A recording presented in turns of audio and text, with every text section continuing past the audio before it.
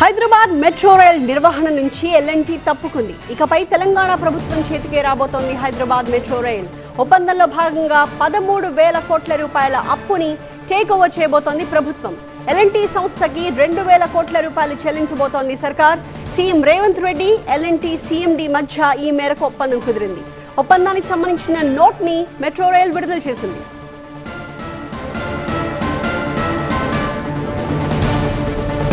2014లో దేశంలో 2వ స్థానంలో ఉన్న హైదరాబాద్ మెట్రో రైల్ నెట్వర్క్ ఇప్పుడు 9వ స్థానంలోకి చేరింది.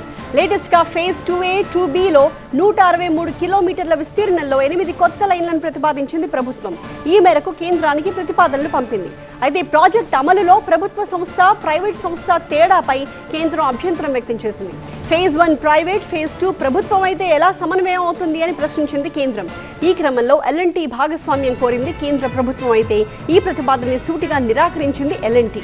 అయితే ఎల్ఎన్టీ వాటాలను రాష్ట్ర ప్రభుత్వం లేదా కేంద్ర ప్రభుత్వం కొనుగోలు చేయవచ్చని ఆఫర్ ఇచ్చింది. ఫేజ్ 2లో భాగస్వామ్యం కుదరదని స్పష్టత ఇచ్చిన ఎల్ఎన్టీ ఫేజ్ 1లోని వాటాలను విక్రయించడానికి సిద్ధమైంది. 5,900 కోట్ల ఈక్విటీ విలువగా సూచించింది ఎల్ఎన్టీ. దీనిపై సీఎం రేవంత్ రెడ్డి నేతృత్వంలో ఉన్నతాధికారులతో ప్రభుత్వం సమీక్షించింది.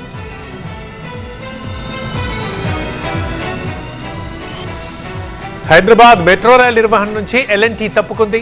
తెలంగాణ ప్రభుత్వం చేతికి హైదరాబాద్ మెట్రో రైల్ రానుంది. అయితే దీని నిర్వహణ నుంచి ఎల్ఎన్టీ ఎందుకు తప్పుకుంది చూద్దాం. హైదరాబాద్ మెట్రో 69 కిలోమీటర్ల మొదటి దశని ప్రభుత్వ, ప్రైవేటు భాగస్వామ్యంతో 22,000 కోట్లతో నిర్మిస్తే 3% ప్రయాణికుల అవసరాలు మాత్రమే తీరుస్తోంది. గతేడాది జూన్లో 1.38 కోట్ల మంది ప్రయాణికుల రాకపోకలు సాగితే ఈ ఏడాది జూన్లో ఆ సంఖ్య 1.24 కోట్లకు తగ్గింది. ప్రధానంగా గుమ్మం నుంచి గమ్యం దాకా అంటే ఫస్ట్ అండ్ లాస్ట్ మైల్ కనెక్టివిటీకి సంబంధించి సరైన ప్రజా రవాణా లేకపోవడమే ప్రధాన సమస్య.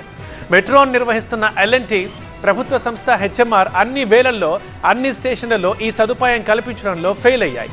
దీంతో నగరంలో కష్టమైన 71% మంది వ్యక్తిగత వాహనాల్లోనే ప్రయాణిస్తున్నారు. స్టేషన్లలో పార్కింగ్ ఫీజులు చెల్లిస్తున్నారు. ఆటోల్లో వస్తే ఎక్కువ డబ్బులు చెల్లిస్తున్నారు. మెట్రో ఎక్కడానికి వెళ్ళినా, దిగినా ఇదే పరిస్థితి. ఛార్జీ గురించి కాకపోయినా సమయం అయితే వృధా అవుతోందంటున్నారు. ఇక మహిళలకు ప్రభుత్వం అందిస్తున్న ఉచిత బస్సు ప్రయాణంతో మెట్రోకి ప్యాసింజర్లు తగ్గారు. మెట్రోలో ఇదివరకు సెలవు రోజుల్లో రోజు మొత్తం 59,000 మంది ప్రయాణించే అవకాశం ఉండేది. ఇప్పుడు ఆ అవకాశం లేకపోవడం, మెట్రో స్మార్ట్ కార్డులు ఉన్న వారికి ప్రయాణ ఛార్జీలో 10% రాయితీ ఉండేది. ఇప్పుడు అది కూడా తొలగించడం ప్రాబ్లం అయిపోయింది.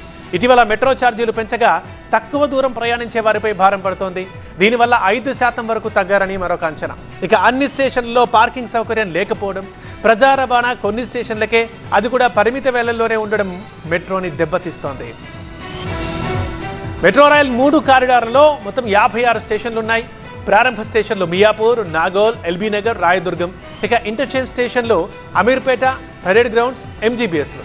కూడలి స్టేషన్లు, మెట్టుగూడ, హైటెక్ సిటీ స్టేషన్లు. వీటి నుంచే ఎక్కువ మంది రాకపోకలు సాగిస్తున్నారు. వీటి నుంచి కాలనీలు, ఆఫీసులకు చేరుకునేందుకు ఫీడర్ సర్వీసులు ఉదయం, సాయంత్రమే అందుబాటులో ఉన్నాయి. మిగతా స్టేషన్లకు అన్ని వేళల్లోనూ ఈ సేవలు అందేలా చూడాలని ప్రయాణికులు కోరుతున్నారు.